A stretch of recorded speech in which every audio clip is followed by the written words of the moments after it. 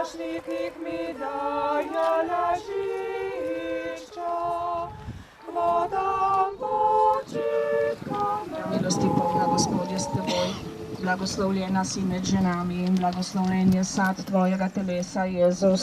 Sveta Marija, Mati Božja, prosi za nas grešnike, zdaj in v naši smrtni uri.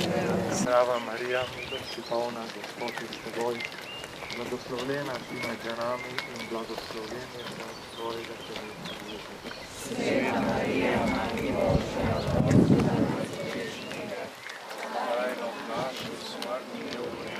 Ob tem današnjem, bi rekli, romanju na ta kraj, kjer so umorili bogoslovca Emila Keteja, imamo v mislih tri poti, ki smo jih nekako od ceste do sem prehodili. Najprej je to pot, ki jo je večinoma prehodil tudi Emil Kete v tistih zadnjih korakih, in ko beremo njegov dnevnik, njegove zapise, je gotovo to pot spremljala globoka molitev, ki mu je dala tudi moč, da se je srečal s to preizkušnjo, pa tudi na nek način s to zmago. Zbrali smo se, da ohranimo spomin na nek dogodek, ki bi lahko tako bežno bil zapisan nekje v zgodovini in verjetno tudi pozabljen, če ne bi časi dozoreli do tega trenutka, da smo mi danes tukaj zbrani. Zato je naša naloga, da ta spomin ohranjamo, negujemo, gojimo, prav ob tem lepem, svetlem zgledu Emila Keteja, ki so ga na tem kraju umorili.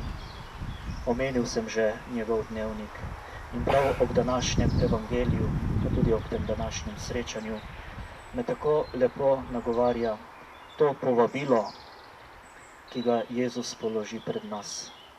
Jaz sem dobri pastir, jaz sem vrata. In Emil Kete se je tega lepo zavedal. V dnevniku tako lepo piše, kako se je pripravljal na duhovništvo, kako je zbran v molitvi častil najsvetejši zakrament, kako je doživljal vsako sveto mašo. To je tako bogat, tako močan duhovni nagovor za vsakega od nas, da bi ta njegov zgled znali posnemati v našem vsakdanjem življenju. In še ena podoba prav iz tega dnevnika ob teh zadnjih korakih, ko je šel obiskat domov očeta, ki je umiral, potem tudi umrl. In ko so ga hodili aktivisti nagovarjati, naj pusti vse skupaj te šole v Gorici in naj gre v hribe partizanom, je on to zavrnil, ker je imel pred seboj Jezusa Kristusa. In v življenju ni hotel slediti drugemu kot Jezusu Kristusu. Tudi za nas, za naše duhovno življenje, da bi bil Jezus Kristus v središču vsega tega, kar delamo, na duhovnem, pa tudi na vseh drugih področjih. In to naj bo tudi zato naj bo to tudi ne samo spomin, en pogled za nazaj, ampak tudi pogled za naprej, da si zaustavimo neke cilje, smernice, da utrdimo našo pot tam, kjer je to potrebno. Ob tej lepi podobi Emila Keteja in pa tudi ob podobi Jezusa Kristusa, dobrega pastirja, ki nam kaže pot, da bi kot Emil Kete šli za Kristusom, ne za komerkoli, kamorkoli, za Jezusom Kristusom. To danes prosimo v naši molitvi. Amen. Na zelenih pašnikih mi daje ležišča, k vodam počitka me vodi. Gospod je moj pastir, nič mi ne manjka. Moja duša poživlja, vodi me po pravi poti, za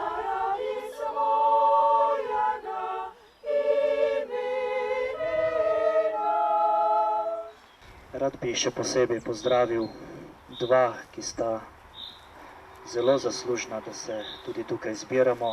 Gospod Tone Štrancar, ki živi v Šturjah, v Ajdovščini, v domu tudi mašuje.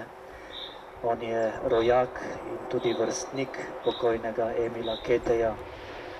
Tako da on je začel nekje skupaj z gospodom pokojnim Bogdanom Bricem, sta začela pobudo, da bi se tukaj zbirali, srečevali.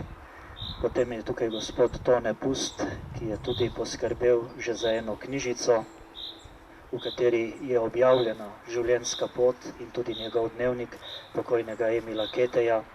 In smo nekje v pričakovanju, v pripravi, da ta knjižica izide, da jo malo bolj razširimo.